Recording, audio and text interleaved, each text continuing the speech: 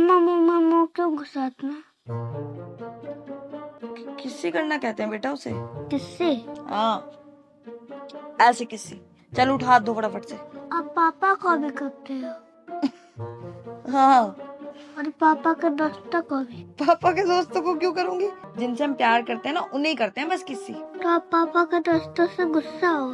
गुस्सा नहीं है बेटा, वो मेरे दोस्त थोड़ी है, पापा के दोस्त है ना। तो पापा अपने दोस्तों से किससे करते हैं? बेटा आदमी आदमी को कभी किसी नहीं करते, तो आप मुझे क्यों करते हो? क्योंकि आप अभी छोटे हो। आप दोनों मुझे भी किससे करते हो? हाँ, हम दोनों बस आपको ही किसी करते हैं। और एक दूसरे को भी? हाँ, दोस्त तो इसीलिए। हाँ, वैसे मैं रेनू को भी किसी कर सकता हूँ। रेनू कौन है ये? मेरे दोस्त। नहीं, क्यों? गंदी बात होती है किस्सी करना सबको। तो सिखा क्यों नहीं?